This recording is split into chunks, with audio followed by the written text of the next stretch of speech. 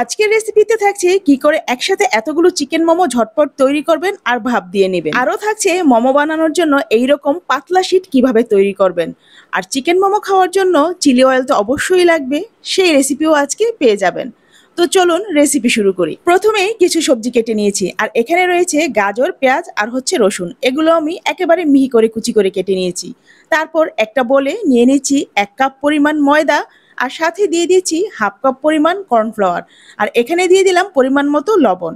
এগুলো আমি হাত দিয়ে ভালো করে মিশিয়ে নিচ্ছি। এরপর এখানে দিয়ে দেব 1 টেবিল চামচের মতো সয়াবিন তেল।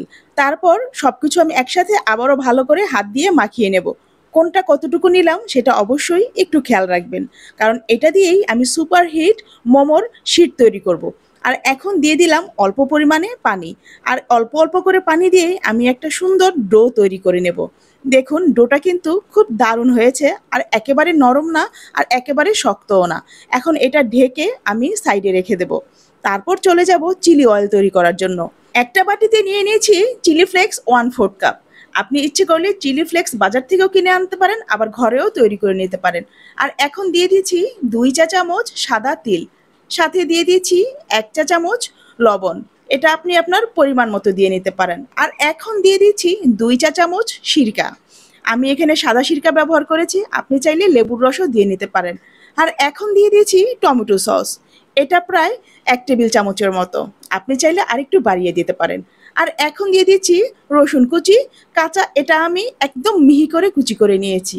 আর এরপর একটা কড়াইতে 1 কাপ সয়াবিন তেল আর রসুন কুচি আর পেঁয়াজ কুচি একেবারে খুব ভালো করে গরম করে তারপর এগুলো আমি হালকা ব্রাউন করে ভেজে নিয়েছি।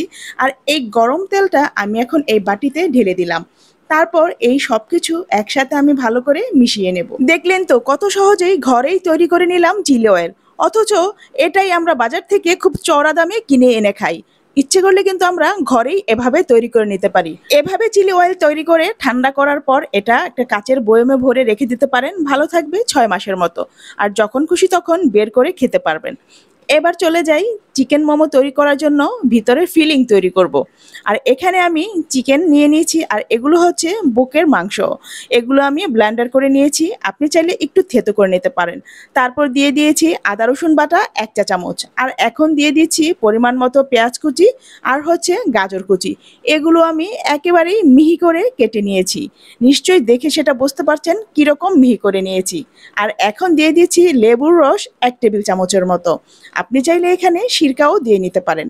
আর এবার দিয়ে দিচ্ছি পরিমাণ মতো লবণ, দিয়ে দিচ্ছি পরিমাণ মতো গোলমরিচ গুঁড়া, আর এখন দিয়ে দিচ্ছি সয়া সস 1 চা চামচের মতো। এখন দিয়ে দিচ্ছি 1/4 কাপ একেবারে গরম তেল।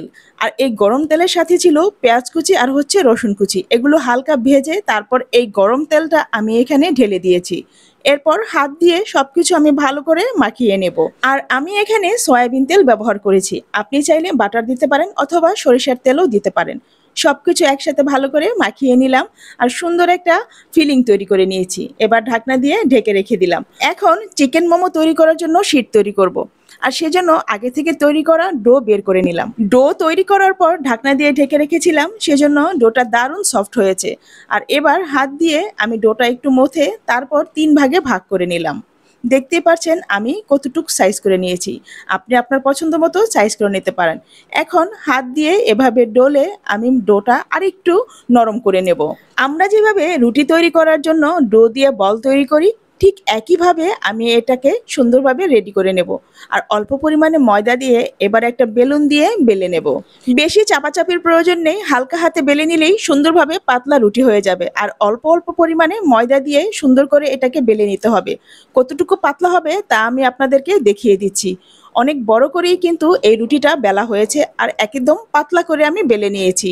আর এখন আপনি চাইলে একটা কাটার অথবা গোল আকারের যে কোনো একটা কিছু দিয়ে এভাবে গোল গোল করে কেটে নিতে পারেন।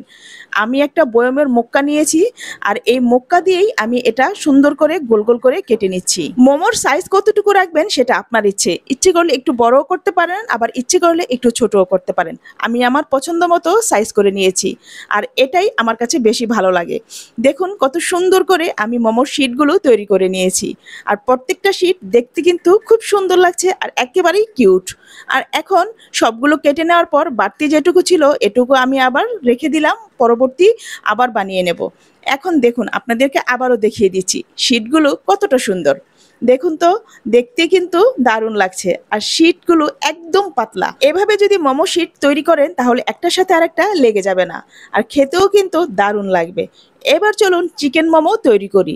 শিটের মাঝখানে আমি চিকেন ফিলিং দিয়ে দিলাম, আর এবার 2 হাত দিয়ে চেপে চেপে আমি এই সাইডগুলো সিল করে দিচ্ছি, ঠিক যেভাবে আমরা পুলি পিঠা বানাই। দেখতেই বুঝতে পারছেন আমি একদম সাদাসিধা আর একেবারেই সহজভাবে তৈরি করব। আর এভাবে 2 পাশ টেনে দিয়েই আমি আরেকবার এভাবে চাপ দিয়ে দেব। দেখতে পাচ্ছেন আপনারা নিশ্চয়ই আমি কিভাবে তৈরি করেছি। দেখুন দেখতে কতটা কিউট লাগছে। আপনাদের বোঝার সুবিধার্থে আমি আরেকটা তৈরি করে দেখিয়ে দিচ্ছি। একেবারেই সহজ, একটু খেয়াল করলেই বুঝতে পারবেন। আর মোমো তৈরি করার জন্য অনেক ডিজাইন আছে, আপনি ইচ্ছে করলে অন্যভাবেও তৈরি করে নিতে পারেন, তবে এই ডিজাইনটা আমার কাছে অনেক সহজ লাগে আর খুব ঝটপট তৈরি করে নেওয়া যায়। একসাথে অনেকগুলো তৈরি করতে হলে এভাবেই সহজভাবে তৈরি করে নিতে হবে। আমি আজকে অনেকগুলো চিকেন মোমো তৈরি করব, আর এভাবে তৈরি করলেই ঝটপট তৈরি করে নেওয়া যায়, সেজন্য আমি এই ডিজাইনটাই বেছে নিয়েছি। আপনি আপনার পছন্দ মতো ডিজাইন বেছে নিতে পারেন। আর এভাবে তৈরি করলে দেখতেও অনেক সুন্দর দেখা যায়। এক এক করে আমি একইভাবে সবগুলো চিকেন মোমো তৈরি করে নিয়েছি। দেখুন এখানে সাজিয়ে রেখেছি, দেখতে কতটা কিউট লাগছে। এগুলো কিন্তু এখনো ভাপে বসাইনি, তারপরেও দেখুন দেখতে কতটা কিউট লাগছে। প্রতিটা মোমো একেবারে চিকেনের ফিলিং দিয়ে ভরপুর। খাবো যখন একটু বেশি করেই খাবো, আর সেজন্য এতগুলো তৈরি করেছি। এবার চলুন এইগুলো ভাপে বসাই। সেজন্য আমি একটা বড় একটা পাতিল নিয়েছি, আর এই পাতিলের মধ্যে দিয়ে দিয়েছি পরিমাণ মতো পানি।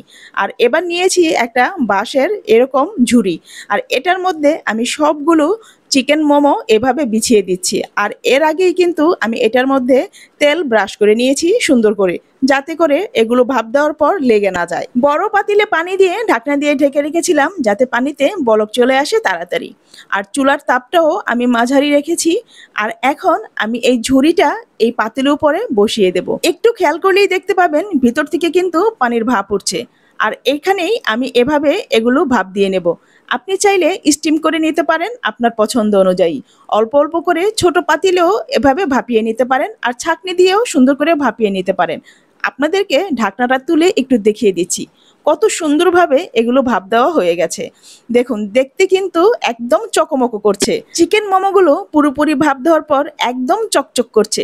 একটা চামচ দিয়ে আপনাদেরকে তুলে দেখিয়ে দিচ্ছি, এগুলো কিন্তু একটাও নিচে লেগে যায়নি।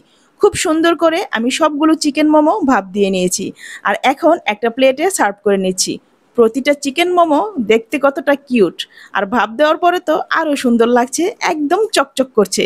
আর এখন একটা বাটিতে আমি সাথে দিয়ে দিচ্ছি তৈরি করে নেওয়া সেই চিলি অয়েল।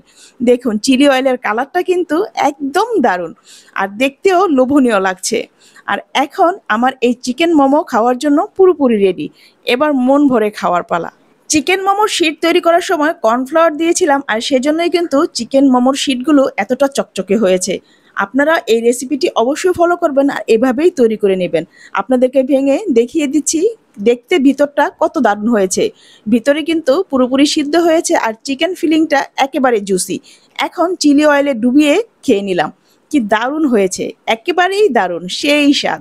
আপনারাও এইভাবে তৈরি করবেন, আর রেসিপি কেমন হলো তা অবশ্যই কমেন্ট করে জানাবেন।